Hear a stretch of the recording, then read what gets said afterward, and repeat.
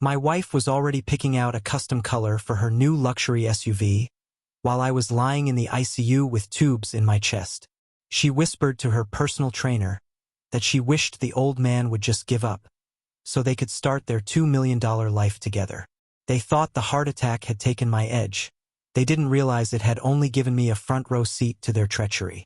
I spent the next 3 months pretending to die, watching them spend money they didn't have yet, while I prepared a final signature that would leave them with nothing but a mountain of debt and a hospital bill they couldn't pay.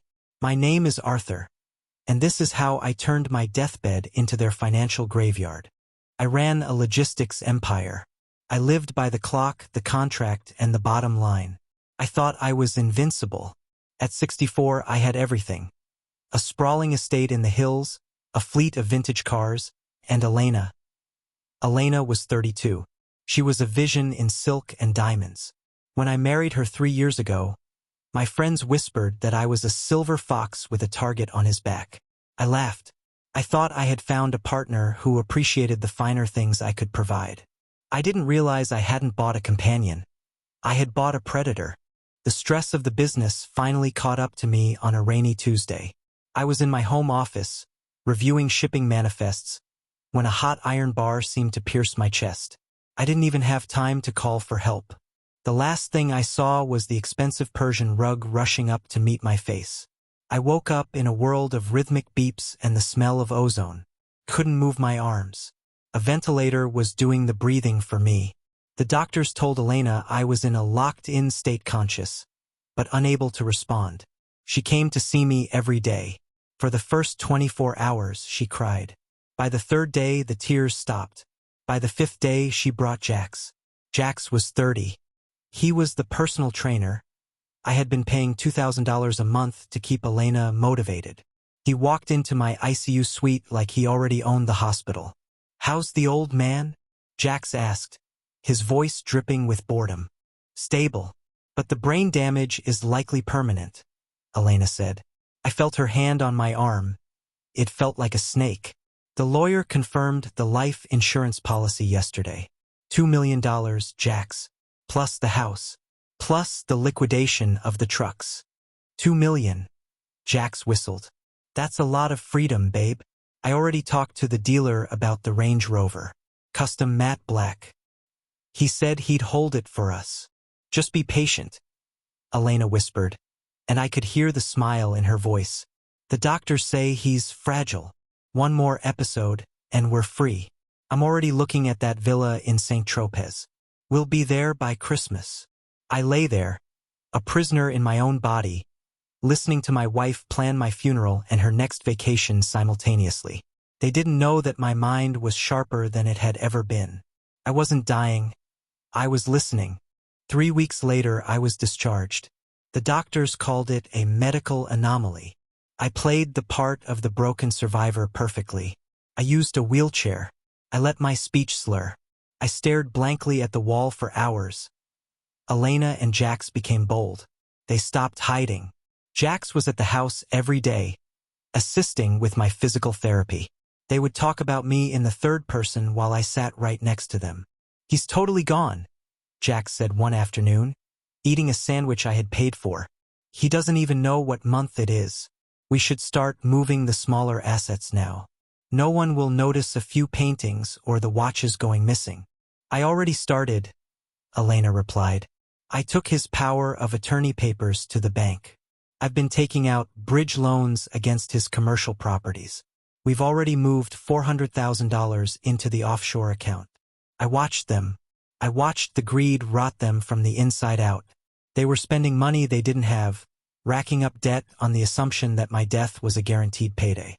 I spent my nights, when they thought I was asleep, on a hidden laptop I kept in my bedside drawer. I worked with my lawyer, Marcus, through encrypted emails. Marcus was horrified.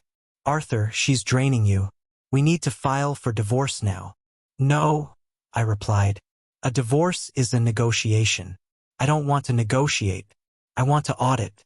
I want them to spend so much that when the trap snaps shut, they have nowhere to run." I let Elena believe she was winning. I accidentally left my passwords on a sticky note. I watched her log in and transfer funds. I watched her forge my signature on loan documents for a $150,000 sports car for Jax. I was documenting every single marital waste transaction. In December, I told Elena I felt a heaviness in my chest again. She looked thrilled. She called Jax and told him to bring the champagne. That night, I called her into the room. "Elena, I need to sign the new will," I wheezed. She practically flew to the desk. She had a document ready, one that gave her 100% of everything, bypassing my children and the charities I supported. "I have a better one," I whispered, pointing to an envelope on the nightstand. "My lawyer Marcus sent it. Sign it with me." She didn't even read it. She was too busy imagining the St. Tropez sun. She signed, and then I signed. She thought she had just inherited a kingdom. The next morning, Elena woke up expecting to find a corpse. Instead, she found me in the dining room, eating a steak and drinking an espresso. I wasn't slurring. I wasn't shaking. "Arthur?" she gasped, her face turning a sickly shade of gray. You had an attack last night. You shouldn't be up." "I feel like a new man, Elena," I said, wiping my mouth with a silk napkin. "Actually, I feel like a very rich man, which is more than I can say for you." I slid a folder across the table. "The document you signed last night wasn't a will," I said. "It was a post-nuptial disclosure. By signing it, you admitted to the gift of $400,000 in stolen funds to Jax. You also admitted to the forgery of the commercial loans." "What?" she screamed. "The life insurance. I'm the beneficiary." "Not anymore," I smiled. "I changed the beneficiary to the Green Valley Animal Sanctuary 3 days ago. They are getting the $2 million. And since you've been spending pre-inheritance money on credit, the banks are currently repossessing Jax's car and freezing your jewelry accounts. Jax tried to run, but he was caught in the driveway. The police were waiting. Since the loans were forged, it wasn't just a divorce issue, it was a felony. Elena was left with nothing but the clothes I had bought her. Because she had signed as the responsible party for my $150,000 private medical bills, thinking I would die and the estate would pay, the debt was now hers personally. I'm Arthur Vance.